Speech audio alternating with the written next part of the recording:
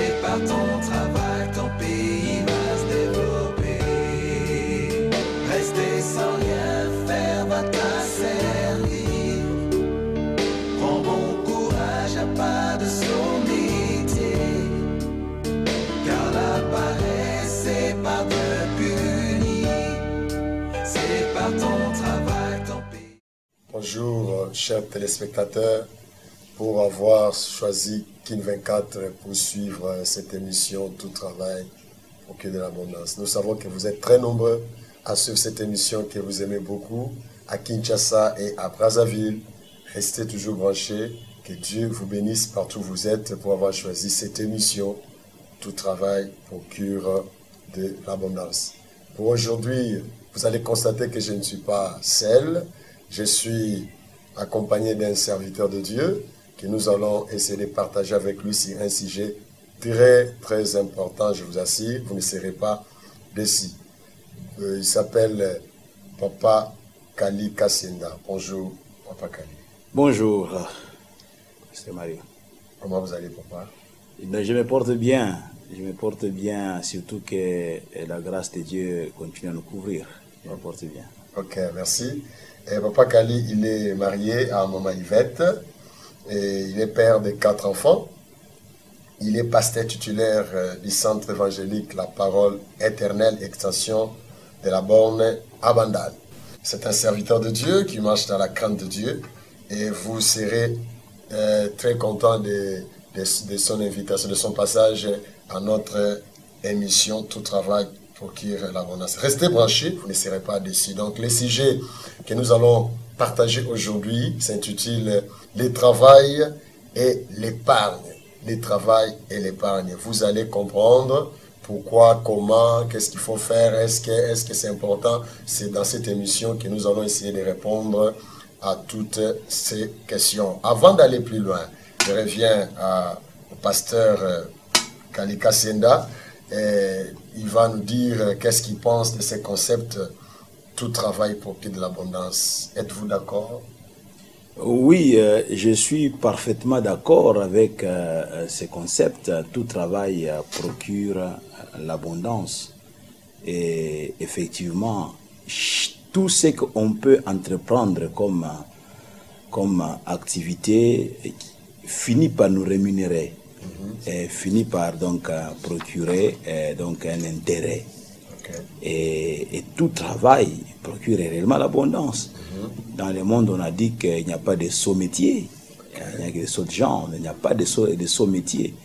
C'est-à-dire que chaque activité que quelqu'un peut entreprendre peut lui procurer quelque chose. Moi, je suis d'accord avec ces concepts. Donc, vous êtes d'accord que tout travail procure de l'abondance? Tout travail procure de l'abondance, à condition que ce travail soit aussi fait de manière à respecter toutes les normes, à respecter les lois, les conditions. Mais tout travail procure l'abondance. C'est comme quelqu'un qui dirait que voler, c'est aussi un travail. Non. Voler, ça, ce n'est pas un travail. Ça, ce n'est pas à mettre dans le cadre du travail. Quand quelqu'un va voler, il ne va pas travailler. Ok. Parce qu'il va dire, j'ai fourni des efforts, je suis allé, c'est un travail à haut risque, donc je suis en train de il a fourni, je m'excuse, il a fourni des efforts non pas pour faire le bien, mais pour faire le mal. Okay. Le travail te pousse d'abord, c'est quelque chose, une activité qui fait les biens, et les biens qui procurent enfin un salaire. Ok. Et la deuxième question, nous aimerions savoir maintenant, c'est quoi le travail? Quand vous parlez du travail, alors c'est quoi alors le travail? Vous pouvez nous définir le travail et puis nous définir aussi l'épargne. Si je peux d'abord rester un tout petit peu sur la toute première question. Quand on va dans Proverbe 14, verset 23, on nous dit dans la version, donc le semeur, on nous dit que à tout travail, il y a du profit. Okay.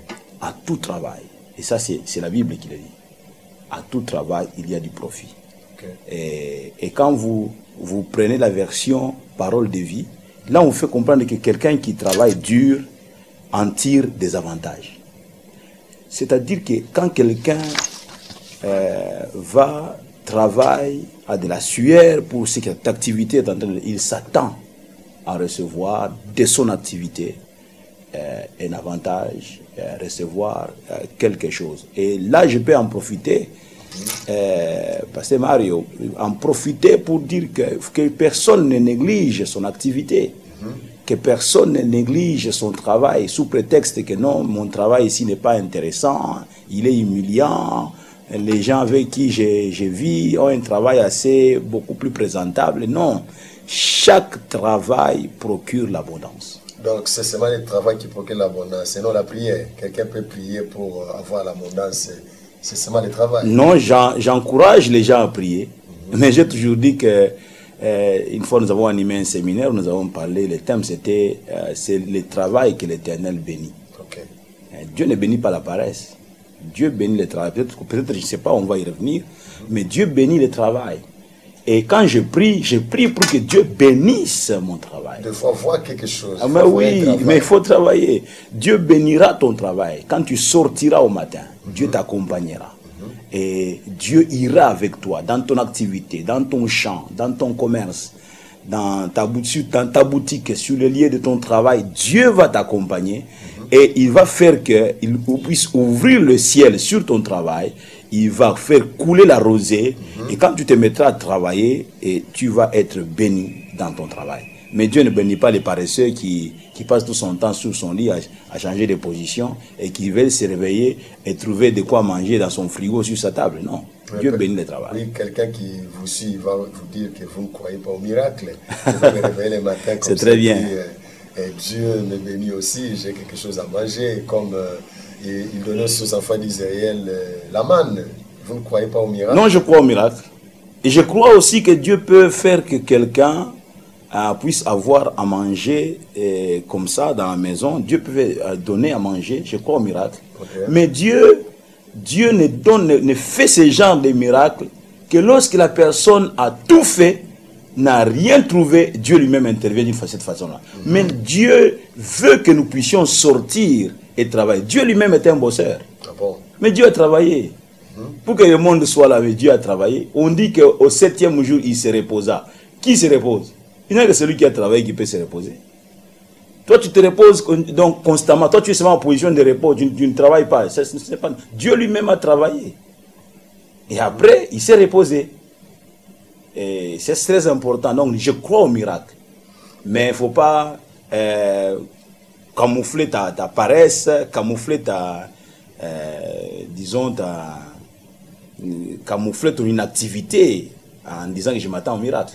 J'aimerais aussi épingler quelque chose. L'opinion publique pense que c'est dans les églises qu'il y a beaucoup de paresseux. Les chrétiens ne travaillent pas. C'est plutôt dans l'église que les gens ne travaillent pas que les autres.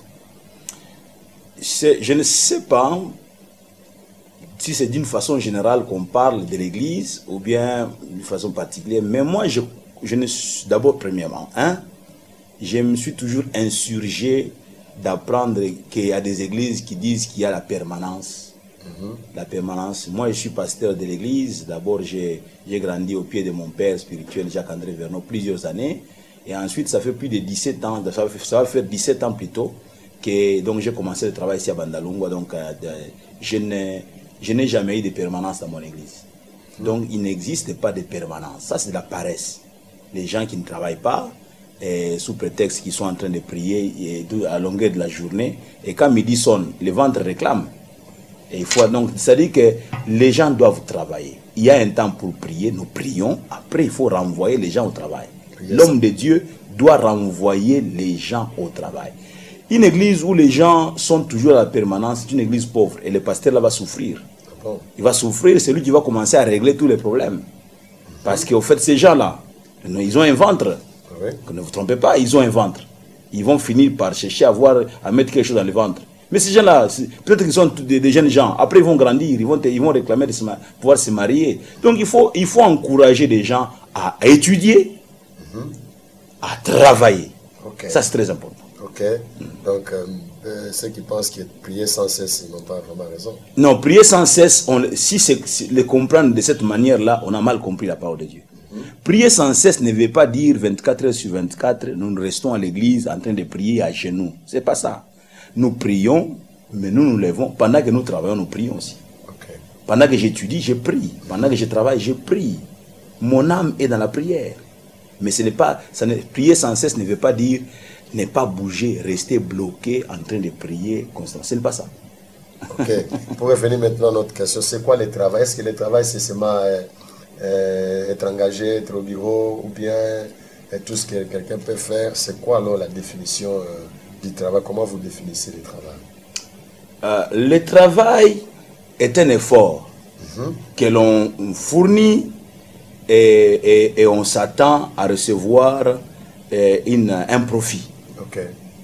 Donc c'est l'effort que nous fournissons et nous nous attendons à un profit. Donc on ne peut pas dire que le travail c'est seulement quand on va au bureau. Quand quelqu'un sort et va acheter des petites marchandises en ville et vient les exposer à un endroit donné, il est en train de faire son travail, son petit commerce. Et au final, il va recevoir un bénéfice. Donc, il reçoit un profit. Donc, à quelqu'un d'autre, il va aller au bureau et il reçoit un salaire. Okay. Donc, même le salaire, là, c'est un profit. Donc, le travail, c'est une activité qui aboutit à un résultat. Okay. C'est vraiment une activité qui aboutit à un résultat. Même un jeune garçon qui a sa petite cabine au coin, là, il est allé travailler. Mais tu sais, beaucoup d'enfants ont eu à subvenir à leurs propres études. Hein. Ont eu à payer leurs propres études. Beaucoup de jeunes gens ont payé eux-mêmes. Les parents sont là, mais n'ont pas su payer les études. Mais ce sont ces gens, par exemple, comme je viens de citer là, entretenir donc, ces cabines téléphoniques. Et les après-midi, les matins il est à l'école, les après-midi il prend quelques heures, pendant qu'il est en train de sa cabine téléphonique, il jette aussi les regards dans ses notes. Et à la fin de la semaine, il a de quoi d'abord payer ses cahiers, il a de quoi aussi à payer le Minerval, et il y va peut-être par tranche. Donc, même un jeune homme peut se débrouiller pour pouvoir avancer dans la vie. Ça, c'est vrai. Il va dire que j'ai cherché du travail, je n'ai pas trouvé le travail, donc je peux chercher à voyager parce qu'ici, il n'y a pas de travail. Est-ce que vous partagez ces points de vue avec ces jeunes frères qui disent j'ai cherché du travail, j'ai cherché, j'ai prié, mais je n'ai pas trouvé de travail? Mieux vaut voyager. Peut-être que dans une certaine mesure, ces jeunes hommes-là peuvent avoir raison, mais pas totalement. Okay. Le travail n'est pas seulement ce qu'on va chercher, on nous engage quelque part dans une société. Le travail, on peut le créer. Quelqu'un peut créer son travail. Okay. Pendant qu'on parle, je me souviens d'un jeune qui est en train de finir ses études à l'université. Il est de notre église. Si je me bonne mémoire, il doit être dans l'agronomie. Toutes ces années, ce jeune homme vit seul. Il vit seul, il paye ses études seul. Et il fait comment? J'ai beaucoup apprécié en tout cas. J'encourage toujours ces jeunes hommes-là. Il a ses plates-bandes. Donc, il fait son champ. Et il vend ses ndunda aux mamans qui viennent prendre. Et lui a un peu d'argent dans la poche. S'il vous plaît, pasteur, parce que vous avez parlé de champ, je vais ouvrir une parenthèse là-dessus. Comment est-ce que ce n'est pas un travail de basse classe? Moi, j'ai fini à l'université, licencié, je vais me rabattre, aller faire les champs. C'est pas... J'étais en train de parler de ce jeune homme-là qui est en train, il doit en avant-dernière année à l'université, si j'ai bonne mémoire. Et quand il étudie, il étudie, on ne sait pas est-ce que l'argent dont il a payé le Minerva, il a eu en faisant les champs. Il est là avec les enfants de Boana, dans le même auditoire. Okay. Et quand on vient chasser d'autres pour n'avoir pas payé le Minerva, lui, il est tranquille. Lui est au repos, il est au large. Et il a eu l'argent comment? En faisant son champ. Non, je ne crois pas à cette façon de voir les choses. Non, j'ai un diplôme de licence, aller faire les champs. Non. Tu risques de périr, de disparaître avec un diplôme. Tu disparais avec un diplôme. Ce qui fait la force, c'est le diplôme, il faut l'exploiter. Mais si je ne sais pas l'exploiter pour l'instant, n'y a-t-il pas donc une solution palliative? Et quelqu'un qui veut aller loin n'attend pas seulement le travail en fonction ou en rapport avec les diplômes. S'il n'y a pas, d'abord je fais autre chose. Je peux vendre les braises. Ceux qui moto, laisse-moi le dire moi en Lingala. Ceux qui moto à Teki Makala, à Zumbongo, à côté alimentation, Yope oti musa na yo ya bureau oti kokota alimentation. Tant bosuma bureau ko. Bakoloba ete mbongo na yeze makala to mbongo na qui connaît la couleur de l'argent. Il va acheter et il va même apprécier, être admiré. Ah, ce monsieur, il vient. Mais où est-ce qu'il a eu son argent? Il a vendu les braises. Où est-ce qu'il a eu son argent? Il a fait son champ. Il avait juste quelques plates-bandes. Et il a son argent. Toi qui as ton diplôme, tu attends le travail. Tu n'as rien. Tu n'as même pas 1000 francs. Quelle valeur as-tu? Tu vas disparaître. En tout cas, j'encourage, je profite de cette émission pour encourager surtout les jeunes gens. Les jeunes gens dorment beaucoup et ils font passer le temps. Le temps, on ne le récupère pas. Quand on a perdu le temps, on ne le récupère pas. Beaucoup de jeunes gens, 30 ans, 35 ans, 40 ans, ils sont entre les jambes de leur tante, de leur maman, toujours en train de chercher, je n'ai pas mangé, je n'ai pas du foufou. C'est toi qui dois apporter à manger à la maison. Ils ont des promesses de Dieu. Ils ont des promesses de Dieu, mais les promesses de Dieu s'accomplissent en faisant quelque chose. En priant et en faisant quelque chose. Dieu marche, passez-moi l'esprit, Dieu marche avec ceux qui marchent. Parce que Dieu marche, Dieu est en mouvement. Pas avec ceux qui dorment. Non, pas avec ceux qui dorment. Ok, ok. Et l'épargne, parce que c'est là notre sujet du jour, l'épargne, qu'est-ce que vous attendez par épargne? Je peux définir simplement l'épargne comme étant une somme d'argent mise de côté, une somme d'argent qui n'est pas affectée à une dépense immédiate. Je définis comme ça l'épargne. Mais pourquoi épargner? Quelles sont les raisons? Pourquoi je dois nécessairement épargner? Je peux avoir mon argent et puis je l'utilise comme je veux, c'est mon argent. Oui, mais l'argent que tu utilises, c'est ton argent. Oui. L'argent que tu épargnes, c'est aussi ton argent. Regarde, quelqu'un qui a dit, c'est mon argent, je le dépense. Maintenant, 3 heures après, il est coincé par un besoin. C'était ton argent, tu étais orgueilleux de le dépenser parce que c'était ton argent. Mais maintenant, tu as un besoin. Fais face maintenant à ces besoins en ayant déjà dépensé cet argent. Maintenant, fais face à ces besoins. Tu ne sais plus faire face à ces besoins maintenant. Pourquoi? Parce que tu as manqué de sagesse. Non, écoutez, l'homme de foi, l'homme qui transporte des montagnes, doit aussi demander à Dieu d'être aussi un homme de sagesse. Quand tu n'as que la foi et tu manques de sagesse, c'est dangereux. C'est dangereux. La foi doit marcher de pair avec la sagesse. Et la sagesse poussera quelqu'un à dire, bon, j'ai autant, je dépense autant, mais ça, je garde. Je vais épargner. Je vais épargner pourquoi? On épargne pour faire face demain à des défis futurs. Ok. Il y a des défis qui peuvent venir devant. Il y aura des besoins qui vont surgir demain. Ok. Et on a besoin d'épargner aujourd'hui. Certaines dépenses, dans le cadre de l'épargne, certaines dépenses auxquelles nous pouvons faire face, notre revenu ne peut pas y suffire. Okay. Et ça demande que, mois après mois, j'ai épargné.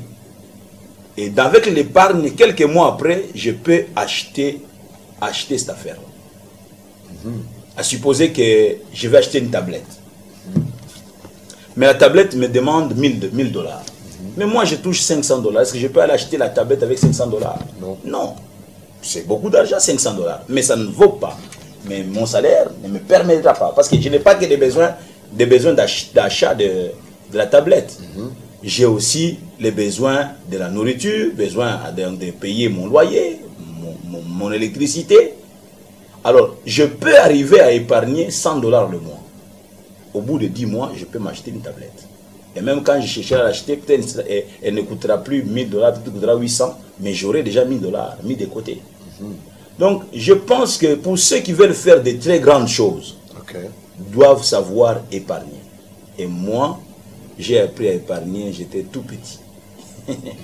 J'étais tout petit. Que ce soit personnellement, ou que ce soit dans ma manière de conduire l'église, j'ai appris ce que c'est qu'épargner. Et je crois que si je suis arrivé individuellement ou d'une façon de la direction de l'Église à réaliser pas mal de choses, c'est à cause du fait que très tôt, Dieu m'avait fait comprendre l'importance de l'épargne. Ok, mais la personne qui vous suit, il aimerait bien sûr comprendre, il a compris l'importance, mais comment épargner? Comment faire? Comment garder? Est-ce qu'il faut, je ne sais pas moi, quelles sont les techniques pour pouvoir épargner? Comment le faire? Quelquefois, je réfléchis avec ce que la Bible nous présente. Regarde Joseph. Joseph est en Égypte. Il se présente devant le pharaon et il explique le songe du pharaon et il donne des pistes de solutions aux problèmes qui allaient se poser.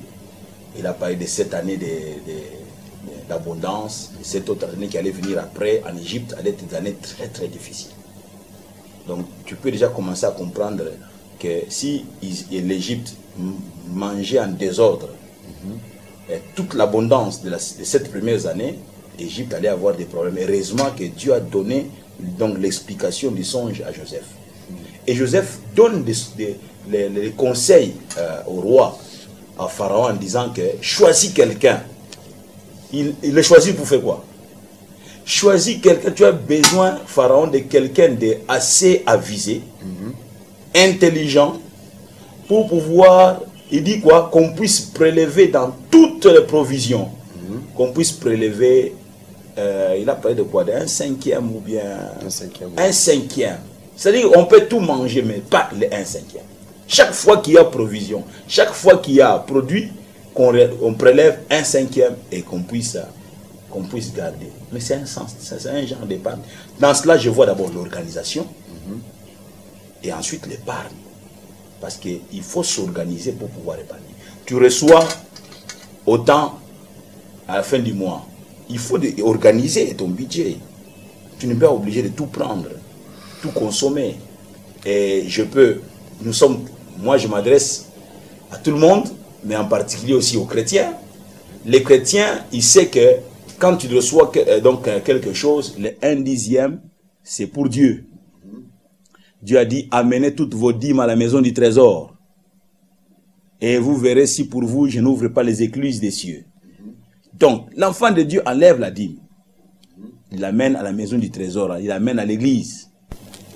Et ensuite, maintenant, il reste avec les 90%. Il doit s'organiser. Organise-toi. Tu peux dire, bon, avec toutes mes dépenses, je vais utiliser, sur les 90% qui me restent, je vais utiliser 65%. 65%, autrement dit, maintenant, il reste combien? Il reste quelque chose comme 25%. Les 25%, garde-le. Mets-les quelque part. Et aujourd'hui, laisse-moi d'abord terminer. Aujourd'hui, il y a des banques, aujourd'hui, même avec $50, même avec moins que cela, tu peux ouvrir ton compte en banque. Parce qu'il y a des gens qui regardent bon, alors, va ouvrir un compte. Avec le PEG, va ouvrir un compte. Comme ça, tu vas tu mets ton argent régulièrement là-bas. Mais il y a des gens qui sont capables. Quand ils ont dit, j'ai mis de côté, même si l'argent est là, ils ne touchent pas. Même s'il a besoin. Non, ils ne touchent pas. Écoutez, nos besoins ne finiront jamais. Ça, c'est une chose aussi que notre peuple doit savoir. Nos besoins ne finiront jamais. Quelqu'un est en train de toucher $500 chaque fin du mois. Il dit, oh, si on me donnait $1000, en tout cas, je serais l'homme le plus heureux. Je vais vraiment épargner. Je vais avoir $1000 yango. Le même mois, à Moni qui a besoin, à celle qui a besoin, elle est qui $1000. Toi, tu disais, si on te donnait $1000. Oh non, non, si on me donnait vraiment le double, $2000, vraiment, tu auras toujours des besoins. Quelqu'un qui ne sait pas épargner quand il a peu, j'ai toujours dit cela, ne pourra jamais même épargner quand tu en auras beaucoup. Justement, c'est ce que je voulais dire, papa. Est-ce que épargner, même celui qui a peu, il peut épargner? Ce qu'il a déjà, c'est insuffisant. Oui. Il peut encore épargner? Je viens de faire comprendre à nos auditeurs que nous avons toujours des besoins. Toujours des besoins. Et quelqu'un qui ne sait pas se contenter de ce qu'il a, s'il n'est pas chrétien, même s'il est chrétien, s'il n'a pas la crainte de Dieu, il peut voler. Parce qu'il veut toujours aller au-delà, au-delà, au-delà. Non, moi je pense qu'on peut épargner, même quand on a peu. Épargne ne veut pas demander, épargner ne veut pas demander seulement d'épargner beaucoup. C'est pas pour même ceux qui ont beaucoup. Même si tu n'as comme revenu $50, tu peux épargner. Dans l'épargne, Si c'est je pas le mettais reste. C'est pas un reste. Non. J'ai mangé, j'ai resté, maintenant je peux épargner. Bon, est-ce que même dans les manger, est-ce que nous sommes toujours satisfaits? Même dans les manger, tu peux aller au-delà. Hein. Il y a des gens qui, pour la nourriture, ils peuvent dépenser plus de $5 000 le mois. Mais il y a une autre maison qui te dit que non, nous dépensons $50 le mois. Donc, c'est-à-dire que épargner ne veut pas dire qu'il faut avoir beaucoup pour épargner. Si tu attends pour épargner, avoir beaucoup, tu n'auras jamais à épargner. On épargne aussi en ayant des objectifs. On peut avoir des objectifs. Okay. J'ai vu avoir acheté telle histoire qui me coûte autant. Si je mettais un $2 à côté, je pense que j'y arriverais. Ça, je mets de côté. Parce que même si je prenais ces $2, je l'utilisais pour le bien immédiat, le même jour, j'aurais un autre besoin. Et qu'est-ce que j'ai fait? Donc, épargner, ça n'engage que moi. Tout le monde peut épargner. Okay. Sauf celui qui n'a rien reçu. Okay. Sauf celui qui n'a rien reçu. Mais si tu as reçu quelque chose, tu peux épargner. Épargner est très important. Épargner est très très important. Mais parce que la Bible dit dans Proverbe chapitre 11 verset 24 que celui qui épargne à l'excès s'appauvrit. Comment là épargner? Ah, mais restons dans les versets que tu viens d'évoquer, mon frère. Tu dis quoi? Celui qui épargne à l'excès. Je n'ai pas parlé d'épargner à l'excès, j'ai parlé d'épargner. Celui qui épargne à l'excès s'appauvrit. C'est-à-dire quoi? Quelqu'un qui épargne et qui a la possibilité d'aider. J'ai peut-être 200 d'épargne. Il y a quelqu'un qui est là, qui est dans le besoin d'un $10, qui est dans le besoin d'un $20. Vraiment un besoin, si on n'intervient pas, peut-être c'est la catastrophe qui arrive. Non, moi j'épargne, moi ça c'est épargner à l'excès. Épargner à l'excès. Okay.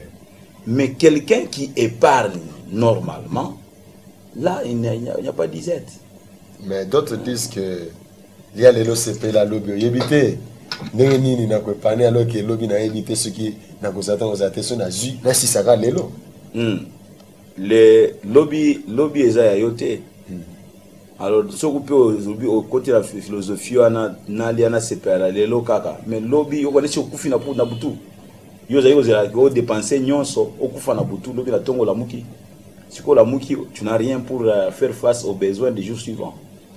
Non, la sagesse demande qu'on se réjouisse aujourd'hui, mais tout en étant intelligent. Okay. Tout en étant intelligent pour les jours suivants. Tu sais, je ne sais pas si ceci est peu cadré.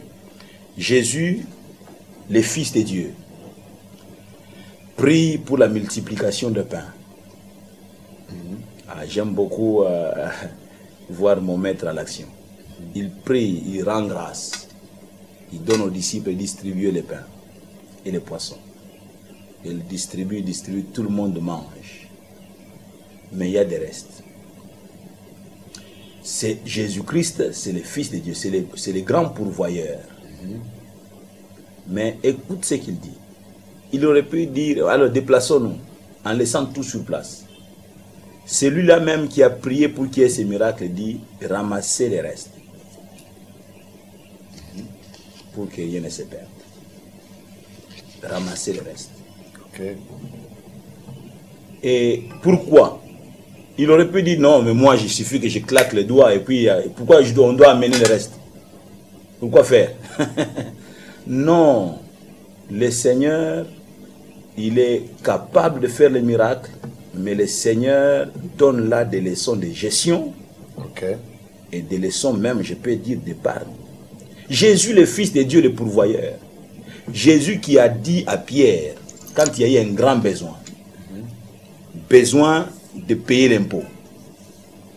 Mais peut-être que Pierre allait avoir des problèmes avec les chefs de son pays.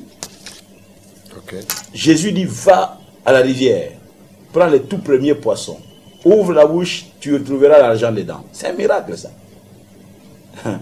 Mais le même Jésus, la Bible nous fait voir il tenait une bourse auprès de Judas. Okay. Pourquoi la bourse? Lui qui est capable de faire des miracles, il n'a pas besoin d'avoir à sa disposition une bourse d'argent. Lui, il peut avoir l'argent à n'importe quel moment. Tout à fait. Non, Jésus-Christ nous donne plusieurs leçons. La leçon de la foi, mais aussi la leçon de la sagesse, la gestion et l'épargne. Ok. Donc, les enfants de Dieu aussi, ils doivent épargner. Les enfants. Parce que la Bible dit, Dieu pourvoira tous vos besoins. Selon sa Même richesse. si, mais selon sa richesse, même si je n'épargne pas, demain, Dieu lui-même prendra soin de moi. Non, Dieu ne fonctionne pas comme ça. Dieu n'encourage pas aussi les gaspillages et le gaspillage, mais aussi le fait de vivre dans l'opulence, dans le désordre. Il y a même des gens qui entretiennent un désordre financier. Parce que Dieu pourvoira, je peux tout dépenser, je peux tout dilapider aujourd'hui. Non, Dieu n'encourage pas ça. Dieu veut nous voir bien gérer ce qu'il met entre nos mains. Okay. Si nous gérons bien aujourd'hui ce qu'il a mis entre nos mains, demain il nous donnera encore. Mais si nous gérons mal ce qu'il a mis entre nos mains, Dieu ne peut pas encourager ces genres d'attitude. Dieu ne peut pas l'encourager. Donc l'enfant de Dieu peut aussi épargner. Et les pasteurs. Les pasteurs aussi? Oui, les pasteurs aussi. C'est un homme de Dieu. Oui, c'est un homme de Dieu. Il a l'esprit de Dieu. C'est lui qui doit être le premier à donner la leçon aux gens. La leçon de l'épargne. La leçon même de la direction, de la gestion des finances de l'Église. C'est vrai, il y a beaucoup de pasteurs qui, quand ça entre, il faut tout dépenser. Après, il n'y a plus rien. Ces églises-là ne peuvent pas se développer. Ces gens d'églises ne peuvent pas aller loin. Nous recevons, nous avons des dépenses, on étudie, il doit y avoir toute une organisation dans l'église. On dépense autant, on garde autant. Cette église-là peut acheter un terrain demain. Cette église-là qui s'est épargnée, le pasteur qui s'est épargné, peut acheter un terrain demain, peut construire demain. Il y a beaucoup d'églises qui n'ont pas une visibilité. Pourquoi? Parce qu'il y a un désordre généralisé. Donc, on est là que pour dépenser. Ça, c'est la politique du ventre. Non, le pasteur, il doit être le premier à dépenser. À épargner. Mais parce que l'homme de Dieu, il a l'esprit de Dieu. Pourquoi parler d'organisation? C'est pas charnel. Non, l'organisation est spirituelle. Je surprends peut-être quelqu'un. L'organisation est spirituelle. Quand l'église est née, les apôtres faisaient des exploits. Il y avait miracles, il y avait onction, il y avait non, c'était extraordinaire. Mais tout de suite, l'église a commencé à faiblir. Pourquoi? Parce que il y a eu un chaos. Les gens commençaient à se plaindre et les apôtres se sont dit arrêtons-nous, arrêtons-nous. Ils se sont réunis, ils ont fait des réunions. Ils ont compris que quelque chose manquait dans la marche de l'église. Oui, nous avons l'onction, oui, nous prions, nous chassons les démons, nous guérissons les malades, mais quelque chose nous manque. L'organisation. D'où la raison voilà la raison de Actes 6. Ils ont organisé l'église. L'organisation est spirituelle. Quand Moïse était seul, en train de diriger les choses, son église n'avançait pas.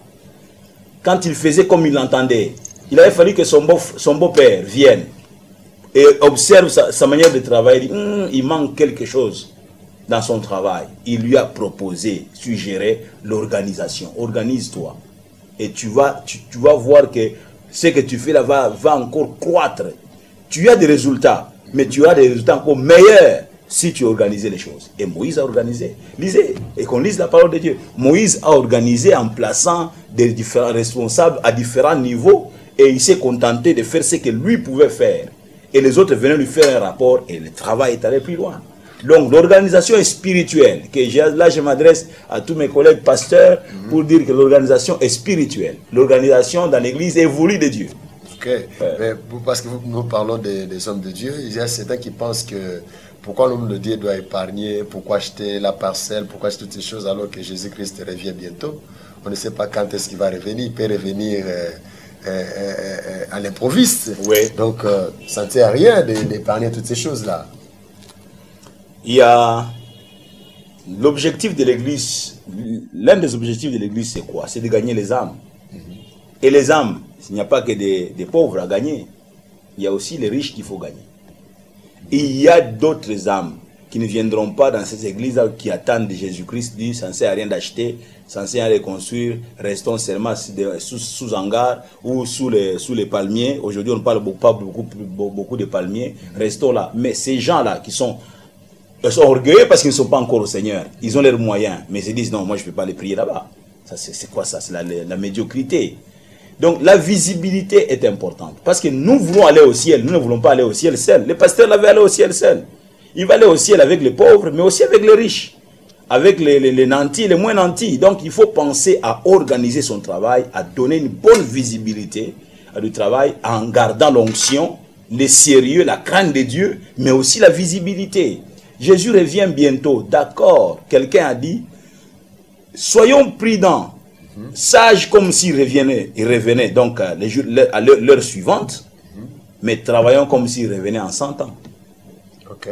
Ouais, ça c'est vraiment une bonne chose. Travaillons comme s'ils revenaient en 100 ans. Donc l'homme de Dieu aussi doit épargner. L'homme de Dieu doit aussi épargner pour faire demain de grandes réalisations. L'épargne au niveau de l'église, avec les fonds que Dieu envoie dans l'église, nous devons être sages dans notre manière de les dépenser, et l'épargne va nous aider demain à acquérir un terrain, un deuxième terrain, un troisième terrain. L'épargne va nous permettre, avec d'autres entrées de l'église, donc quand on demande l'appel de fonds pour ceci et cela, on met ensemble, on construit, et les gens disent, tiens, ces gens d'église ici ne sont pas là seulement pour amuser la galerie, ils sont là pour faire le travail, et le travail est visible. Ok, là c'est l'homme de Dieu, c'est au niveau de l'église, mais lui aussi en tant qu'individu, en tant que personne, il doit aussi épargner. Mais c'est une personne, il ne va pas seulement prêcher aux autres et les encourager à épargner, lui-même doit être le modèle. Lui-même, avec ce qu'il reçoit. J'espère que tous fonctionnent comme nous autres. Donc nous avons un salaire à la fin du mois. Il a une église. Donc oui, mais le pasteur, il est le pasteur numéro 1 de l'église, mais il doit se donner la discipline de ne pas aller se servir. Parce que même quand quelqu'un est propriétaire d'un magasin ou des affaires, si tu as l'habitude d'aller te servir sans avoir un salaire fixe, tu vas connaître la faillite bientôt. Même responsable, celui qui est le responsable de sa propre société, il doit se fixer un salaire. Mais lui, comme ça, il voit l'évolution, de son travail qui monte, et quand ça monte, son salaire peut suivre aussi. Mais comment il a un salaire alors que les dîmes viennent chaque jour? Les gens viennent lui donner les dîmes. C'est à l'homme de Dieu. Non, enfin ça c'est notre sujet, mais si je peux dire un mot, la dîme n'est pas la propriété du pasteur individu. Ah bon? La dîme, c'est à la maison du trésor qu'on amène la dîme. C'est la maison du trésor. Ça, je sais que beaucoup d'hommes de Dieu disent que la dîme, ça doit lui revenir en propre. Je vais te donner un exemple. Je vais y aller en étant beaucoup plus pratique. Dans nos églises, hein, les entrées de l'église sont à 65% jusqu'à 75% constituées de dîmes. Okay. Et 25%, 35%, et ce sont les offrandes. Si moi, pasteur, je prends les 75% des entrées de l'église chaque semaine pour moi, comment l'église va fonctionner? Cette église-là va être pauvre. C'est pourquoi vous voyez des pasteurs hyper riches et des églises pauvres qui ne font pas les poids. C'est l'homme de Dieu qui est puissant financièrement parlant. C'est pas juste.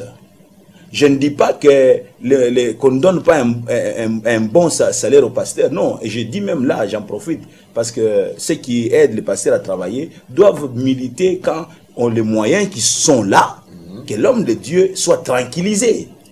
Mais pas que toutes les entrées, parce que 75% généralement, ce sont les dîmes, que je puisse les prendre. L'église ne peut pas évoluer. Il est important de pouvoir solidifier le travail que Dieu nous a mis entre nos mains, faire prospérer ce travail-là. Et quand ce travail-là est solide, l'homme de Dieu ne peut pas être ébranlé. Donc on doit pousser loin le travail du Seigneur et non pas se pousser soi-même. On est en avant et l'église est à la traîne. Non, non, l'église ne doit pas être à la traîne. Mais nous devons faire avancer vraiment le travail. Non, parce que l'huile doit couler d'abord sur l'homme de Dieu, puis ça va suivre la suite. Exactement. L'huile va couler, mais l'huile ne va pas couler en allant à l'encontre des principes. Je sais que tout le monde peut sortir son verset pour défendre sa position, mais les dîmes sont amenées à la maison du trésor. Ok. Donc, nous restons avec 4 minutes pour terminer notre émission. Et tous ceux qui étaient branchés pour suivre cette émission, Tout travail pour qu'il y ait de l'abondance, nous étions en train de parler sur le travail et l'épargne. Peut-être vous venez de nous prendre en cours, le travail et l'épargne. Et l'homme de Dieu qui nous parle ce matin, il s'appelle le pasteur Kali Kassenda de l'église La Parole Éternelle, Extension de la Borne à Bandal. Et pasteur Kali, nous tendons vers la fin de l'émission. Tous ceux qui vous suivez ce matin, s'ils veulent retenir quelque chose sur le travail et l'épargne, qu'est-ce que vous allez leur dire? J'aimerais vraiment encourager les gens à travailler. Okay. Le travail anoblit l'homme. Il lui confère de la noblesse, de la dignité et même de la considération vis-à-vis des tierces. Okay. C'est très important. Et la Bible nous dit que tout travail obtient un salaire. C'est Proverbe 14, 23 qui nous dit cela dans la Bible expliquée, la version Bible expliquée. Et on ne peut pas entretenir sa maison, on ne peut pas construire sa maison si on n'a pas entretenu au dehors ses affaires, son champ. C'est ce que le Proverbe dit aussi. Beaucoup de jeunes gens veulent construire leur maison, veulent bâtir leur maison. C'est-à-dire qu'ils veulent épouser, ils veulent prendre une femme. Donc, mais comment tu vas prendre une femme, construire ta maison, si au dehors tu n'as pas un champ? C'est les champs qui vont entretenir la maison. Pas la foi. Non, la foi, oui. Mais je viens de dire ici, Dieu marche. Les hommes de foi, ce sont des hommes qui démontrent leur foi en allant travailler et s'attendre à la bénédiction de Dieu dans leur travail. Okay. Même quand la Bible dit dans Psaume 127, en disant que si l'Éternel ne bâtit la maison, ceux qui bâtissent travaillent en vain. Mais même ceux-là, même Dieu n'encourage, ce n'est pas que Dieu a encouragé la paresse, que dormez au matin, vous allez vous réveiller, votre table pleine, les congélateurs remplis. Ce n'est pas ce que Dieu veut dire. Ceci veut dire que Dieu va faire que dans votre travail, vous puissiez travailler et voir que les résultats vous suivent. Il y a la facilité quand vous êtes en train de travailler. C'est-à-dire quoi? La faveur de Dieu vous accompagne. La grâce de Dieu vous accompagne dans votre travail. Dieu vous fait trouver grâce dans votre travail. Vous réussissez là où les gens peinent à réussir, là où les gens ont la difficulté, là où les gens ne reçoivent rien. C'est dur, c'est les peines de douleur. C'est comme des cailloux mais Dieu fait que les portes s'ouvrent. Mais vous bougez, vous travaillez. C'est très important. Regarde, on dit toujours que les oiseaux ne moissonnent, ne sèment ni ne moissonnent. Mais est-ce que l'oiseau attend dans son nid, en ouvrant son bec, pour que la nourriture tombe à lui? L'oiseau sort. Okay. Même l'oiseau là, lui sort pour aller découvrir de quel côté Ntsengekouéaki. Il sort. Il n'a pas travaillé, mais il doit sortir pendant au bout d'un Ntsenge. On avait mal compris. Non, c'est une mauvaise compréhension. L'oiseau ne sème là où on moissonne, mais l'oiseau ne reste pas dans son nid. Il est censé sortir. Okay. C'est très important. Donc j'encourage les jeunes gens à travailler, à être indépendants. Je ne sais pas si c'est parce que tu vois, la souffrance te pousse à faire quelque chose, à chercher. Donc nous étions des jeunes gens sans soutien, donc et on a appris à se débattre pour pouvoir survivre. Et peut-être c'est parce que d'autres sont là, chaque jour ils trouvent la nourriture à table, mais c'est de la paresse, tu risques de rester longtemps comme ça. Moi dans mon église j'encourage des jeunes gens à sortir, aller rester même donc à 2, louer un petit studio de 30, de 20 $, rester à 3, à 4. C'est comme ça que nous avons grandi. Et là, ça vous pousse à chercher. Ça vous pousse à chercher et à travailler, à faire quelque chose. Et des jeunes gens qui ont appris à travailler comme ça, à chercher. Et ce sont des jeunes gens qui vont très loin. C'est une fierté quand tu manges ton propre pain. C'est vraiment une fierté. Okay. Merci beaucoup, Pasteur. Un dernier mot de la fin, peut-être des salutations pour clore cette émission. J'aimerais saluer tous les spectateurs. J'aimerais demander au Seigneur de pouvoir vraiment bénir l'activité de chacun.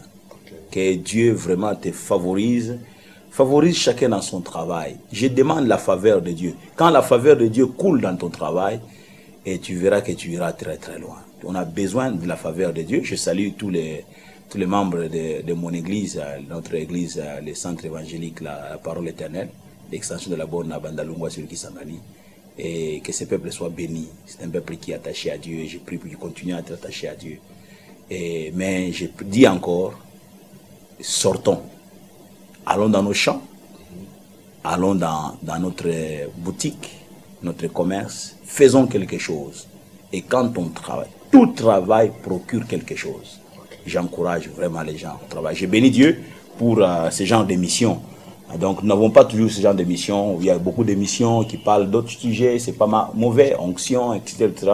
Mais l'onction, quelqu'un a dit quand tu n'as que l'onction et tu n'as pas les moyens pour pouvoir utiliser cette onction, l'onction peut te consumer, l'onction peut te brûler, oui. Il y a beaucoup de pasteurs qui ont beaucoup d'onction, mais qui n'ont pas de moyens pour faire avancer le travail du Seigneur. Et cette onction-là peut te consumer. Ok, merci. Papa Kali, Pasteur Kali, pour avoir répondu à notre invitation. C'est moi qui te remercie. Ok, merci beaucoup. Chers téléspectateurs, c'est par là que nous allons mettre un point final à cette émission. Nous allons nous retrouver à la prochaine, même chaîne, même heure. Et si vous voulez entrer en contact avec notre invité, voici le numéro auquel vous pouvez appeler ou envoyer un SMS pour poser une question 081 81 23 067. Je réponds. 081 81 23 067. Pour la dernière fois, 081 81 23 067. Et si vous voulez entrer en contact avec cette émission, vous pouvez nous appeler à ce numéro qui est affiché au bas de votre écran. Que Dieu vous bénisse. Sans rien faire va passer.